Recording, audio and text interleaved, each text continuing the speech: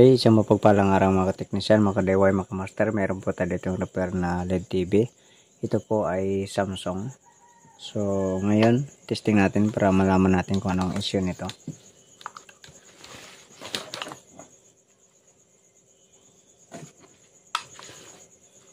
Okay, ito, saksak natin.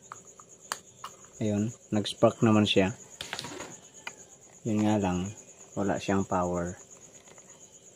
So, dapat iilaw yan dito. So, wala siyang power. No power po. Okay, sige. Buksan po natin ito. Samahan niyo po ako.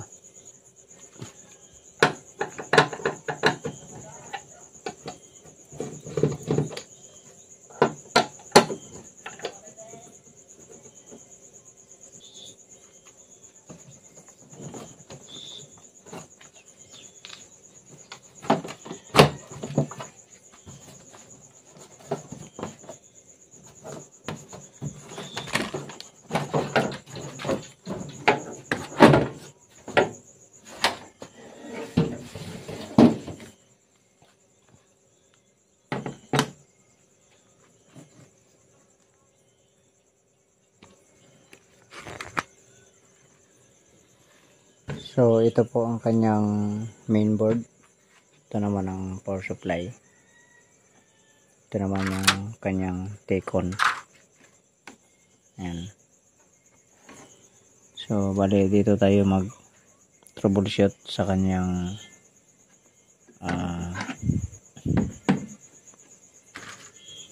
power supply. Okay, bago natin i-repair ito pala, atin munang i-testing na ihang natin ang cord ng papunta sa mainboard. So, kasi kanina pag saksak natin ay nag-spark naman. So, baka dito ang problema sa mainboard. Okay, so testing natin ito na hindi nakakabit ang mainboard. Kung okay ang power supply, iilaw ang backlight nito. So, ikabit natin ang backlight. Yan. Okay, saksak natin. Ayun. Umilaw po ang kanyang backlight. Ayan. Umilaw po kanyang backlight. So, na-confirm po natin na mainboard ang kanyang problema. So, sinubukan natin i-check ang kanyang power supply. Bali, normal naman ang mga optocoupler niya, mga kapasitor. Lahat ng connection ay okay naman. So, orderan na lang natin ng mainboard dito sa Shopee. So, atin din itong sinubukang i-reheat ang kanyang mainboard, ang IC, pero wala talaga. Tapos, chinek naman natin kung may grounded. Wala naman. So, sige, magantay na lang tayo ng pagdating ng piyesa.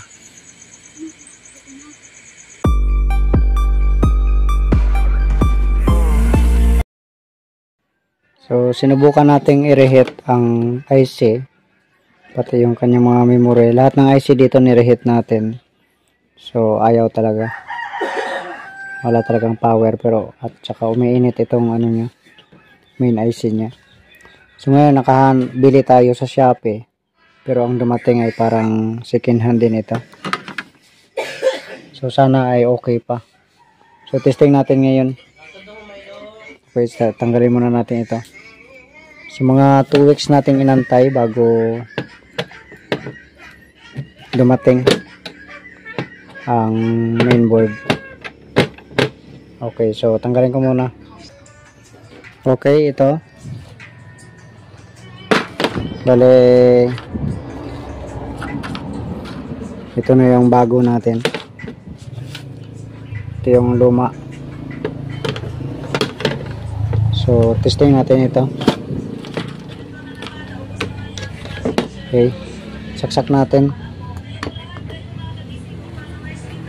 Ito, may power na siya. On natin. Sana normal ang picture, sana hindi baliktad. Ayun, nag-una.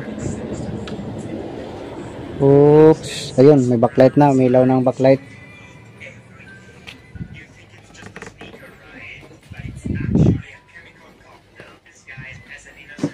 Tingnan natin. Oops. Ayun. Blurred, tapos naka-Chinese pa. Patay tayo dyan.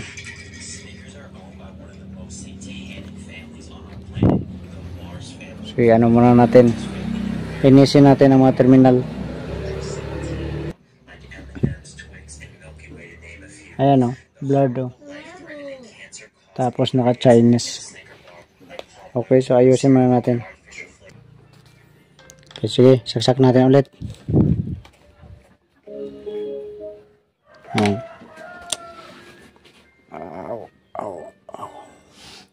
Ayun, klaro na. Klaro na po ang picture. So, dito banda yung nilinis natin. Okay, so takpan ko muna para mailipat natin sa English version ang language niya. Okay, ito natakpan na natin. Sige. Testing natin. Ayan.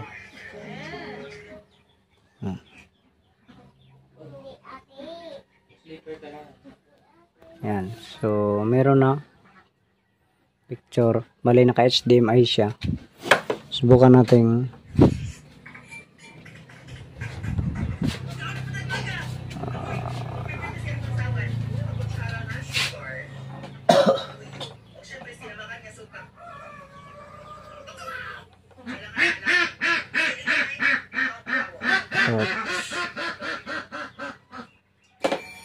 Ayun, English. Ayan. I-TV nga natin.